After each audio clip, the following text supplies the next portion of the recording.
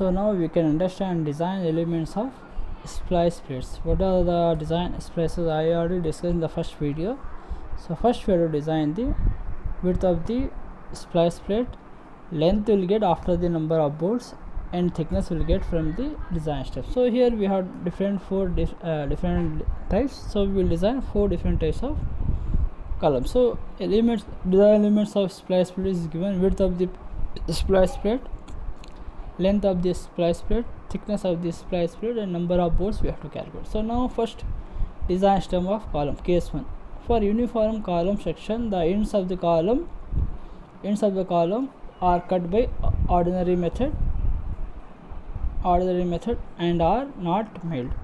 So some cases what happen, the section is cut in the mills, but some cases it not be cut in ordinary method. It is allowed by cutting by some ordinary methods. Okay, so now here case 1. So what is the step 1? So now load is given, axial load is given, only axial load is given.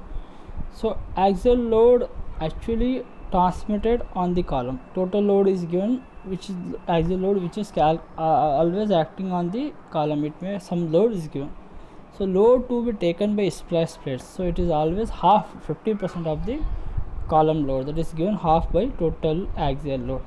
So now assume sigma AC nothing but FCD is equal to, that is we have to assume always 150 Newton per mm square. Since the cylinder ratio is 0, because splice plate is directly contact with column. So now here, so first the load is given, the load should be divided by 50%, means that is you have to take 50% divided by 2. So we providing 2 splices in both the flanges, so it should be one splice plate carrying total load divided by 2, and again you have to divide by 2 because it consists of one person. Okay, now what happened, total load taken by one splice plate is half of the total axial load. So now here what happened, calculate the area of splice plates. So you got already, you know the PT formula is equal to A into SCD.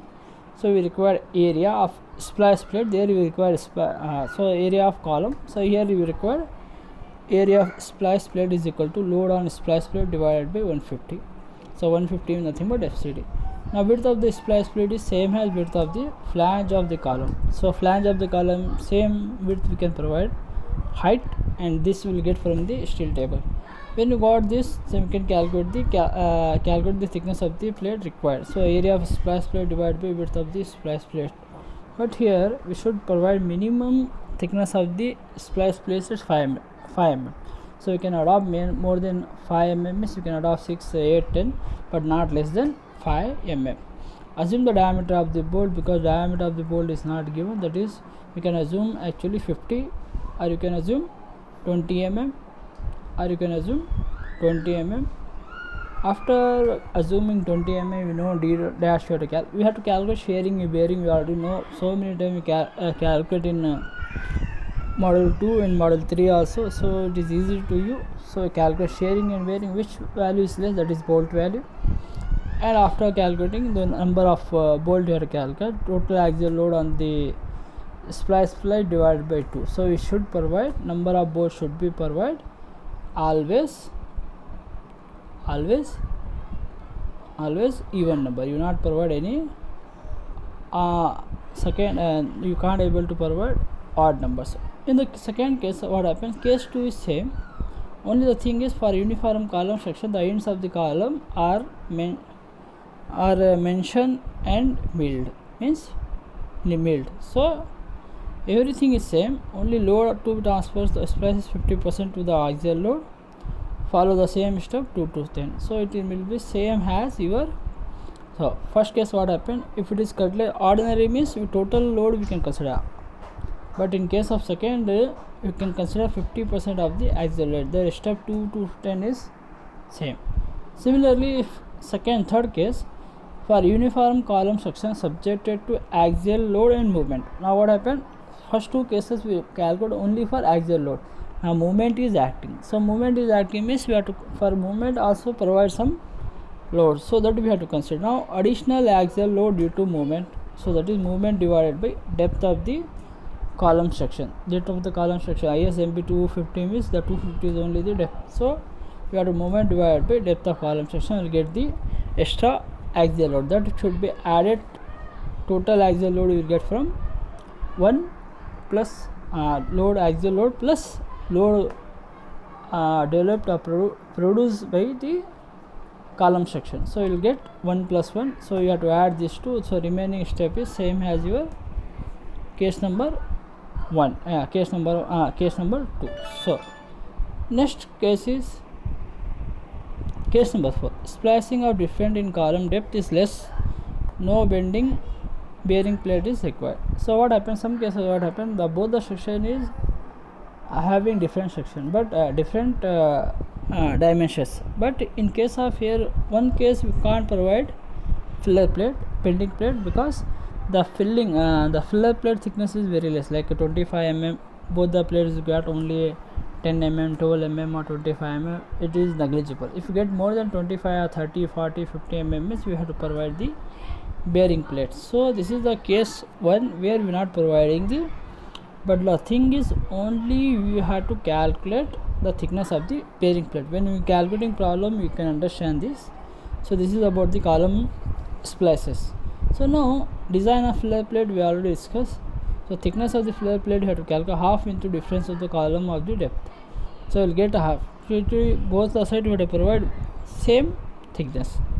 The width of the filler plate is gradually decreased from width of the flange of the lower column to the width of the flange of top column. So it depends, because bottom column is more, top column is less. So it is like a rectangular shape. So that will show in the problem. So length of the filler plate is depends upon the number of bolts. So remaining step is same as your first case and second case. So next case we can understand here. For web, if it is web, if they given movement if they given movement, shear force, they given axial load and movement. In some cases they given some forces, they given actually shear force also.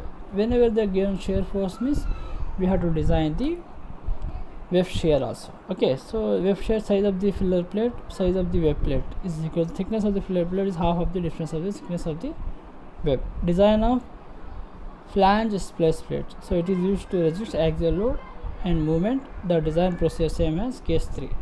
Now design of web plate. Design of web plate is also very easy. Now we have to assume the number of bolts have to assume. So maximum we can assume 4 bolts. Minimum it is, sorry, the minimum is 4 bolt. Okay, so here we have to calculate actually FM, FA. So what is FM? FM is given M, moment, R divided by summation of R square is equal to into M is equal to H by A. So this you understand the procedure. FA is equal to FA for MF. This value should be less than your bolt value. Okay, this procedure I explained when doing when solving the problems. Okay, I said this much is enough for today this video. Next class will solve one problem so you can understand the procedures.